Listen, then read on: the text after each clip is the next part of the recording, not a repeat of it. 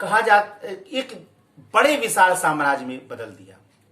और इस बड़े विशाल साम्राज्य में बदलने का जो मूल कारण था समुद्रगुप्त का सैन्य अभियान। और शासक बनने के बाद समुद्रगुप्त ने कई युद्ध किए, उत्तर भारत के राजाओं को परास्त किया और उत्तर भारत के बाद दक्षिण भारत के राजाओं को भी परास्त किया। और इस सैन्य अभियान के द्वारा उसने एक छोटे से गुप्त साम्राज्य को विशाल साम्राज्य में परिवर्तित कर दिया। ठीक है। और इसी सैन्य अभियान के तहत उसने हालांकि कई युद्ध लड़े, लेकिन जो 3 महत्वपूर्ण युद्ध है, आर्यावर्त का प्रथम युद्ध, आर्यावर्त का द्वितीय युद्ध, दक्षिणापथ का युद्ध। अब आर्यावर्त क्या है भाई? पूरे भारत को लोग जानते हैं आर्यावर्त कहा जाता है, लेकिन आज यहां आप जान जाइए कि हिमालय के पश्चात, ठीक है, और विंध्याचल पर्वत के इस पार का जो इलाका है और पूर्वी पश्चिमी समुद्रों के बीच का जो इलाका है वो भारत के सहित हिमालय के पश्चात और मध्य भारत में जाइए, विंध्याचल पर्वत के इस पार वाला इलाका, यानी दोनों के बीच का इलाका और पूर्वी पश्चिमी समुद्रों के बीच का जो इलाका भारत के साहित्य में दक्षिण, वो आर्यावर्त कहलाता है। आर्यावर्त के प्रथम युद्ध में समुद्रगुप्त ने उत्तर भारत के 3 राजाओं को परास्त किया। आर्यावर्त के द्वितीय युद्ध में उत्तर भारत के 9 राजाओं को परास्त किया और समस्त उत्तर भारत पर कब्जा कर लिया। इसके बाद उसने दक्षिणापथ का युद्ध किया, जिसमें उसने 12 राजाओं के संघ को परास्त किया। ठीक है ना।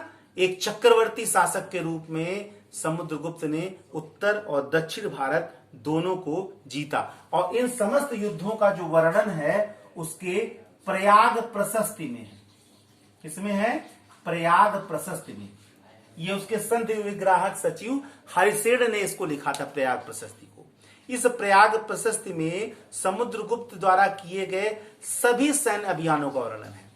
उसके इस सैन्य विजयों से इतना प्रसन्न हो गया स्मिथ, इतिहासकार स्मिथ, जो ब्रिटिश इतिहासकार था, कि उसने समुद्रगुप्त को भारत का नेपोलियन कहा। लेकिन यह उपाधि देना उचित बिल्कुल नहीं है, क्योंकि समुद्रगुप्त अजेय योद्धा था और लेकिन नेपोलियन कई बार युद्धों में परास्त हुआ था और यहां तक कि युद्ध में पराजय के बाद ही नेपोलियन का अंत हुआ था। लेकिन समुद्रगुप्त का अंत किसी युद्ध में पराजय के बाद नहीं हुआ था।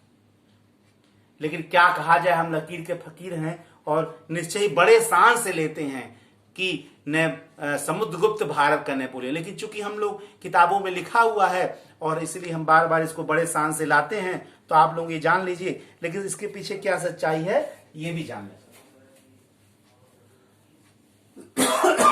इसके बाद जो प्राचीन काल में और महत्वपूर्ण एक युद्ध हुआ वह था हर्षवर्धन, उत्तर भारत के सम्राट हर्षवर्धन व पुलकेशिन द्वितीय। अब जरा इसको समझा जाए, कौन थे हर्षवर्धन? तो आप जान रहे हैं, कन्नौज का प्रसिद्ध वर्धन वंश का शासक कहा जाता है। उत्तर भारत का अंतिम हिंदू सम्राट, वर्धन वंश का शासक हर्षवर्धन। पुलकेशिन द्वितीय क्या था? बादामी के चालुक्य वंश का सबसे शक्तिशाली शासक कहा जाता है कि जिस प्रकार उत्तर भारत के लिए जो महिमा हर्षवर्धन की थी, दक्षिण भारत के लिए वही महिमा उस समय पुलकेशिन द्वितीय की थी। यानी हर्षवर्धन को अगर दक्षिण में जाना है तो पुलकेशिन द्वितीय से लड़ना है, पुलकेशिन द्वितीय को अगर उत्तर भारत में आना है तो हर्षवर्धन से लड़ना है। निश्चय ही वर्चस्व की लड़ाई ने दोनों के बीच युद्ध को अवश्यंभावी बना दिया और यह हुआ नर्मदा नदी के तट पर। नर्मदा नदी के तट पर चालुक्य वंशी शासक पुलकेशिन द्वितीय और वर्धन वंश के शासक हर्षवर्धन के बीच भीषण युद्ध हुआ और कहा जाता है कि पुलकेशिन द्वितीय ने हर्षवर्धन को परास्त कर दिया और हर्षवर्धन का उत्तर भारत को जीतने के बाद दक्षिण भारत जीतने का जो स्वप्न था वो अधूरा रह गया। अर्थात पुलकेशिन द्वितीय ने नर्मदा नदी के तट पर जो हर्षवर्धन को परास्त किया उससे उसका दक्षिण प्रसार रुक गया। ये 630 ईस्वी से 634 ईस्वी के बीच ये युद्ध हुआ था। ठीक है ना। अब एग्जैक्ट टाइम इतिहासकार निर्धारित नहीं कर सके हैं, लेकिन 630 से 634 के बीच ये युद्ध कहीं हुआ होगा। इसके बाद जो अगला प्राचीन काल का महत्वपूर्ण युद्ध है वह है कन्नौज के लिए त्रिकोणात्मक संघर्ष। याद जरूर करिएगा, बहुत इंपॉर्टेंट है। कन्नौज के लिए त्रिकोणात्मक संघर्ष। भाई कहा यह जाता है कि जब हर्षवर्धन की मृत्यु हो गई तो कोई उत्तराधिकारी था नहीं, लेकिन उस समय कन्नौज का जो अहमियत था, जो रुतबा था, वो बहुत ज्यादा था। कहा यह भी जाता था कि जिसको भारत पर शासन करना उसका अधिकार कन्नौज पे होना चाहिए। जैसे एक जमाने में पाटलिपुत्र को जो अहमियत था वही कन्नौज का था, क्योंकि वहां का शासक हर्षवर्धन था। हर्षवर्धन की मृत्यु के बाद कोई उत्तराधिकारी था नहीं, इसीलिए भारत के 3 शक्तिशाली राजवंशों के बीच कन्नौज के लिए जो संघर्ष हुआ वह इतिहास में त्रिकोणात्मक संघर्ष माना जाता है। कौन कौन? बंगाल के पाल, मध्य भारत के प्रतिहार, गुर्जर प्रतिहार, और दक्षिण भारत के राष्ट्रकूट। इन तीनों के बीच युद्ध हुआ, पाल, प्रतिहार और राष्ट्रकूट।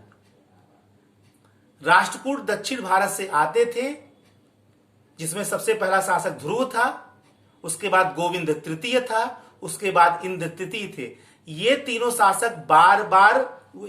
शासक उत्तर भारत में आए और उत्तर भारत की दोनों शक्तियों पाल और प्रतिहार को बार बार परास्त किया।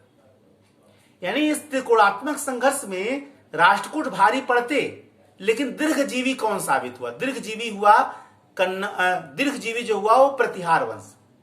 इसलिए अगर एग्जाम में प्रश्न आवे कि त्रिकोणात्मक संघर्ष में अंतिम रूप से विजयी कौन हुआ, तो होगा प्रतिहार राजवंश, गुर्जर प्रतिहार वंश। शक्तिशाली कौन था? तो राष्ट्रकूट होगा। बार बार किसने पराजित किया? किसने? तो राष्ट्रकूट होगा।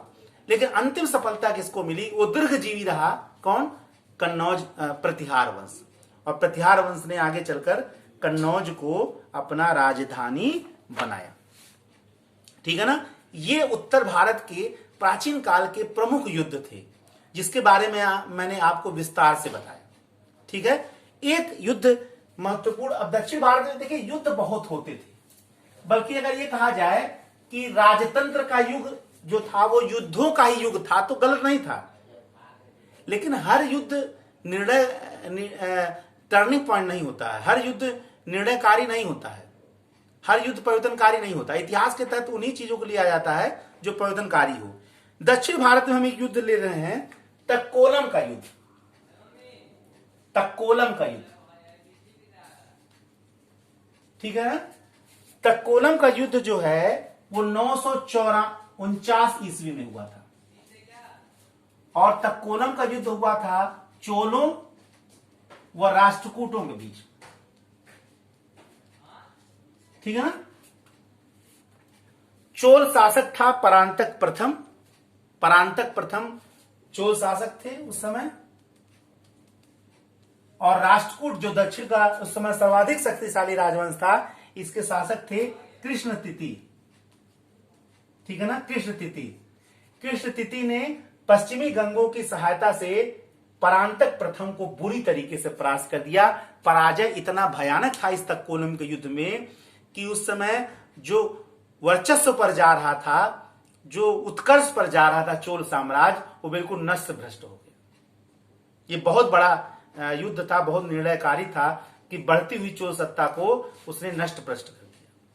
ठीक है ना। तो तक्कोलम का युद्ध राष्ट्रकूटों और चोलों के बीच हुआ, जिसमें राष्ट्रकूट विजयी रहे। राष्ट्रकूट शासक कृष्ण तिति ने परांतक प्रथम को परास्त किया, जो चोल शासक था। ठीक है ना। तो ये दक्षिण भारत का एक प्रमुख युद्ध। हालांकि इसके अलावा बहुत सारे युद्ध हुए, सभी बता पाना यहाँ संभव नहीं है, लेकिन प्रमुख युद्ध, उनके पीछे घटना, कारण, शासक, सब मैंने आपको विस्तार से बताया। अब नेक्स्ट वीडियो में मैं मध्यकाल में होने वाले प्रमुख युद्धों के बारे में बताऊंगा। तब तक के लिए जय हिंद, जय भारत, वंदे मातरम। धन्यवाद।